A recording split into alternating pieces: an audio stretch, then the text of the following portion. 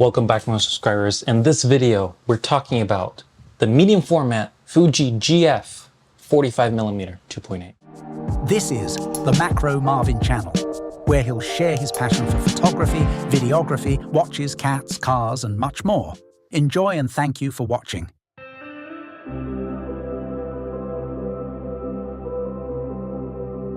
We are living in a camera and lens golden age. So many options, so many formats, endless combinations.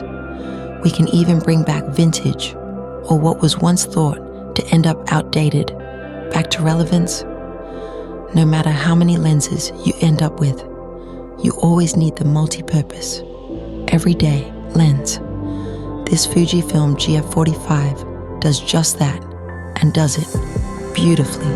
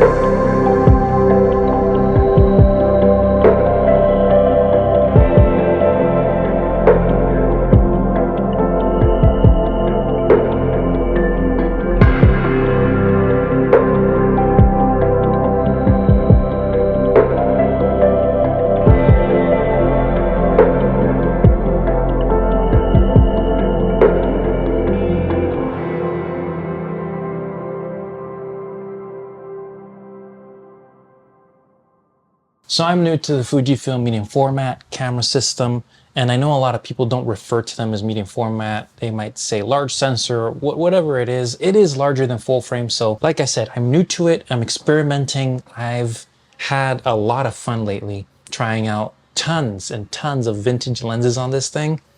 But I needed to have that one autofocus lens that I would use for anything. So that brings me to the 45 2.8, and in full frame terms, this is a 36mm at f2 2.2.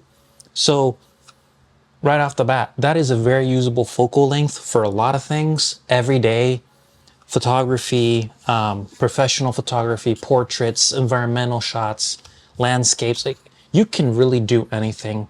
And I'm experimenting with the GFX 100S. So that one has 4K video, it has face detection, autofocus. So I figured I'd try something that would also be enjoyable to use for video purposes. So I'm yet to experiment with the video side, but just a few clips I took here and there, the image quality is just impressive. But more on that later. This is more of a first impressions of this lens, and I'll later cover the camera and its features and other things longer term. But back to the lens. First thing I noticed right away, being used to full frame lenses, I mean, when you go APS-C to full frame, there is a slight difference in the lens size, sometimes significant depending on the lens. It's the same thing going one step higher to this Fujifilm GFX system.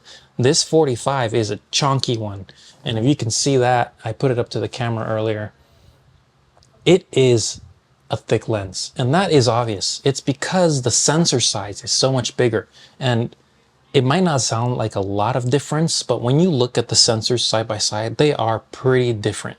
And I've been really enjoying the image quality coming out of the GFX system. More on that later, like I said, but I just showed you my first impression shots. I've been able to shoot this lens for a few days now. I'm very happy with it. The bokeh is amazing. When you combine that with like a film style edit, you get really amazing image quality and amount of details.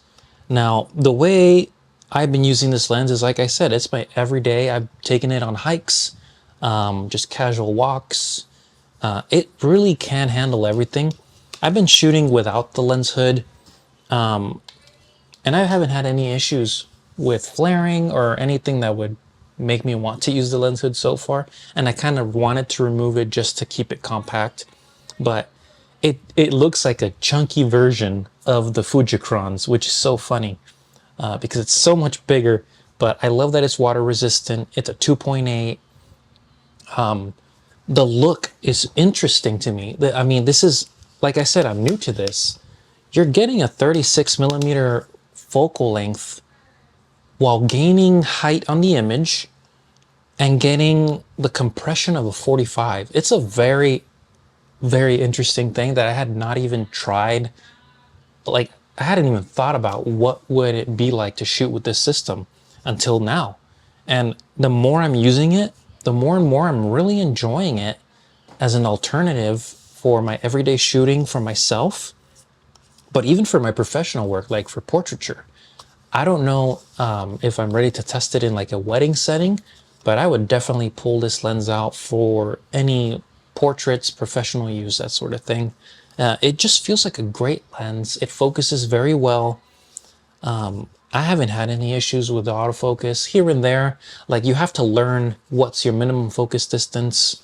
Like any lens, you have to learn the lens, get used to it, imagine what that frame looks like, because with this larger sensor, it's a very different format. So we're not getting the traditional 35mm landscape look that's like not as tall as this new image that I'm now shooting with. So composition wise, very different approach.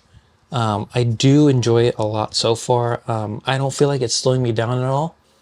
But I mean, I've seen so many videos out there now of the people trying out GFX. So I gave it a shot, and so far I'm really impressed. And to be honest, I'm really enjoying this camera combined with this lens.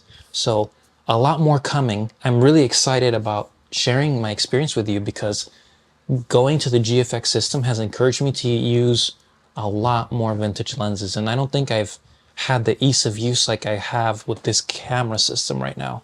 So I hope you enjoyed the images, just a little snippet of what the image quality looks like, how much detail you get, what's that focal view, taking advantage of that full sensor width, which is awesome. If I was to get another one, I feel like I would be happy with just 2 autofocus lenses from Fuji. I think it'd be this one and probably the 110. That's probably next on my list. But in the meantime, I'm using this in combination with tons of vintage lenses that I am so excited to share with you soon. Both vintage and some that are vintage inspired or remakes. So stick around for those. I hope you enjoyed this video.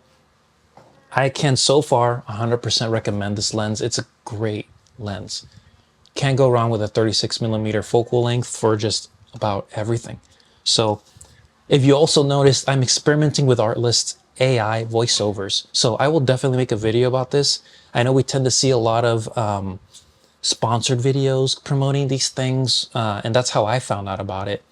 But this really got my attention. I'm not sponsored, but I wanted to try it as a real customer user, not sponsored. I'm thinking about the possibilities of how to use these AI voices, and I think I found a pretty good format of using one to introduce me, using one to kind of give a little poetic thought to what I'm showing, what I'm experiencing through this video before I get into it and share my thoughts and go deep dive into a video. So I kind of like that hybrid use of the AI. It's a little scary, to be honest, that you can do so much of this now and it's so accessible, but more on that as well.